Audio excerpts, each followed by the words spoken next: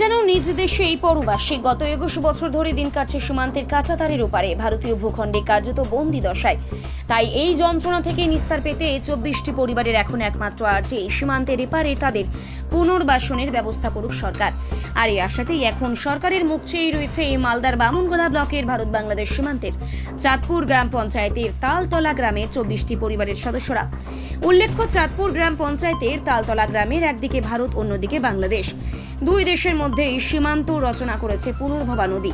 সেই নদীর এপারে ভারতীয় ভূখণ্ডের সীমান্তের কাঁটাতারের ওপারে বহু বছর ধরে বসবাস করছে ২৪টি পরিবার। সেই সমস্ত পরিবারের সদস্যদের অভিযোগ, তারা নিজ দেশে কার্যত পরবাসী হয়ে রয়েছেন। বাড়ি থেকে বেরোলে এই সঙ্গে বৈধ পরিচয়পত্র রাখতে হয়। সেই পরিচয়পত্র বিএসএফকে দেখানোর পরেই যাতায়াতের অনুমতি মেলে। রাতের দিকে কোনো জরুরি প্রয়োজন পড়লে যাতায়াতের সমস্যায় পড়তে হয়। এছাড়াও রয়েছে নিরাপত্তাহীনতা। মাঝে মধ্যে বাংলাদেশের দুষ্কৃতীরা নদী পেরিয়ে এসে তাদের গবাদি পশু চুরি করে নিয়ে যায়। ফলে সব দিক থেকে এই চরম সমস্যার মধ্যেই দিন কাটছে এই সীমান্তের কাঁটাতারের ওপারে ভারতীয় ভূখণ্ডে বসবাসকারী তালতলা গ্রামের বাসিন্দাদের। তাই এই পরিস্থিতি থেকেই তারা মুক্তি পেতে স্থানীয় বিধায়ক তথা রাজ্যের প্রতিমন্ত্রী জুয়েল মুর্মুকে কাছে পেয়ে তার কাছে হাত জোর করে এই সমস্যা দ্রুত সমাধান দাবি করেন। আর্জি জানান তাদের সীমান্তের কাঁটাতারের বন্দি জীবন থেকে মুক্তি দেওয়ার, কাঁটাতারের ঘেরা জীবন থেকেই মূল ভূখণ্ডে বসবাসের ব্যবস্থা করে দেওয়ার। যা শুনে এই পরিবার ২৪টি পরিবারকে অন্যত্র পুনর্বাসনের ব্যবস্থা করতে প্রয়োজনীয় উদ্যোগ গ্রহণ আশ্বাসবাণী শোনান রাজ্যের প্রতিমন্ত্রী জুয়েল মুর্মু।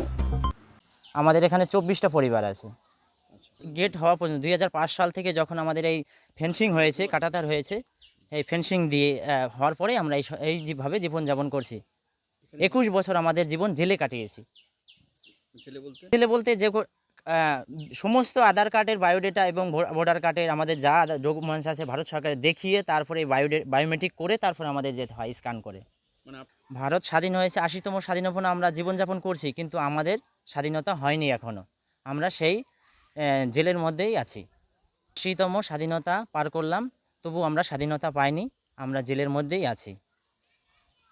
সমস্যা আমাদের নতুন সরকার মাননীয় জুয়েল মুর্মু মহাশয়কে বলা হয়েছে যে স্যার আমাদের এই সমস্যা থেকে সমাধানের একটা পথ খুলে দেন।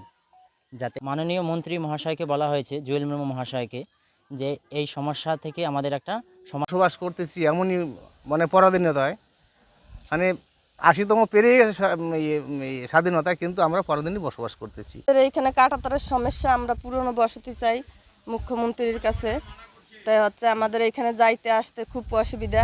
আধার কার্ড নিয়ে যেয়ে দাঁড়ায় থাকা লাগে ১ ঘন্টা দাঁড়ায় থাকা লাগে, তারপর এন্ট্রি করে আবার একটা ট্যাপে করে। অনেক কষ্টে আছি আমরা এইখানে। একটা ব্যবস্থা করে দিলে আমরা ভালো হতো আমাদের।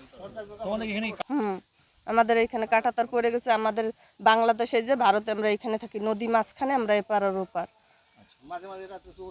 চুরি হচ্ছে, অনেক চিন্তা ভাবনা, ঘুম আসে না, পোলাপান নিয়ে আমরা এখানে থাকি, খুব কষ্টে আছি। তোমরা কি চাচ্ছ? আমরা চাচ্ছি আমাদের কোনো পুরনো বসতি যদি দিত তাহলে আমাদের একটু ভালো হতো। আমরা তো আছি, আমার বিয়ে হয়েছে যে আজকে ১৯ বছর, আমি এইখানে ১৯ বছরই আছি। তার আগে আমার শ্বশুর শাশুড়ি অনেক কয় বছর আছে এইখানে। কি চাচ্ছ তোমরা? পুরনো বসতি চাচ্ছি আমরা, কাঁটাতারের ওই পাশে থাকতে চাই। যে আমাদেরকে অর্ডার ছাড়া, আমাদের সেখানে যে পারমিশন ছাড়া আমরা যেতে পারি না। কিন্তু এই যে তাদের যে প্রতি মুহূর্তে যে ২০ মিনিট বা ৩০ মিনিট তাদের যে সময়টা নষ্ট হয় যে এন্ট্রি করার সময়, তারা ওটাই ভাবছে যে আমরা এখান থেকে আমাদেরকে আপনারা ভালো জায়গায় নিয়ে গিয়ে রাখেন। তাদের যে দাবি, আমরা এরকম অনেক কষ্ট ভোগ করলাম। ভারত স্বাধীন হওয়ার পর থেকে তো ছিলাম, চুরি ডাকাতি সব কিছু হতো, কিন্তু সেখানেও আমাদের যে ভারতের মধ্যে থাকার পরেও আমাদের সমস্যা আছে। সেখানে আপনাদের কাছে আমরা দাবি জানাচ্ছি যে আমাদেরকেও ভালো জায়গায় রাখার জন্য চেষ্টা করছি, কিন্তু আবেদন করছে, আমরাও চেষ্টা করব তাদেরকে এইবারে নিয়ে এসে তাদের ভালো সুন্দর জায়গা, তাদের ২৪টা বাড়ি যাতে আমরা নিয়ে আসতে পারি।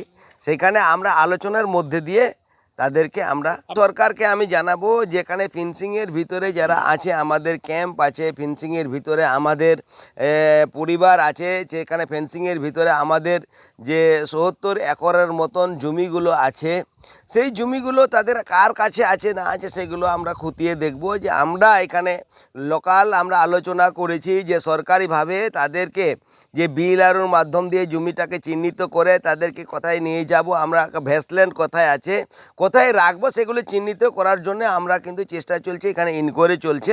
কিন্তু আমরা এগুলো কোথায় রাখবো তার জন্য সরকারের কাছে আমি আবেদন জানাবো।